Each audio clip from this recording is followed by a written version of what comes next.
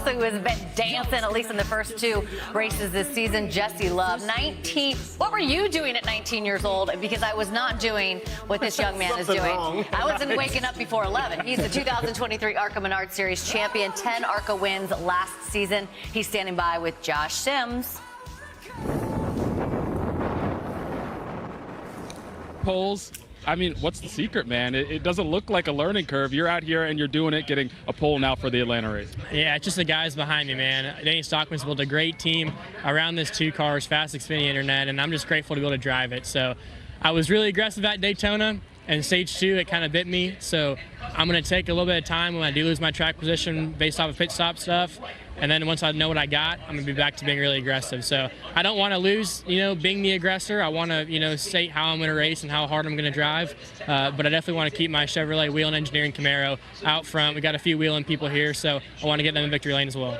And, your teammate is a pretty good guy to bounce ideas off of. He's won twice here at Atlanta. What conversations did you have with him on how to handle this racetrack? Be aggressive, right? So I learned last week not to be too aggressive, and Austin's like, dude, you got to go. You got to be out front. And we have by far the fastest cars out front. ECR, everybody at RCR builds really fast Chevrolet Camaros, and it's a pleasure to drive them. So I want to keep my track position. I want to get that stage win, hopefully get a train around the top going, me and my teammate Austin Hill, and just be aggressive. I got a great spotter up top in Brandon Manesh. So the good Lord willing, we'll be up front all day. And when we do lose our track position, methodically get our way back to the front. Jesse Love, undefeated when it comes to winning the pole in the Xfinity Series this year, Shannon.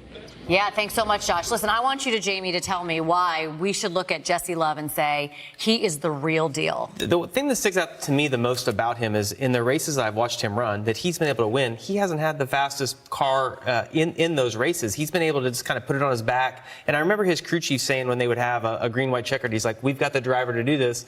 And a lot of crew chiefs will say that, but the driver doesn't necessarily always come through. But he's been able to do that, and it's been really impressive to see him take what maybe is a second or third place car and get to victory lane. Another team that's been impressive, Jordan Anderson Racing. I know you were down there with them last week, had to come back, wasn't able to call the race because of the rain. But take a look. They did have 2 top 5 finishes in Daytona.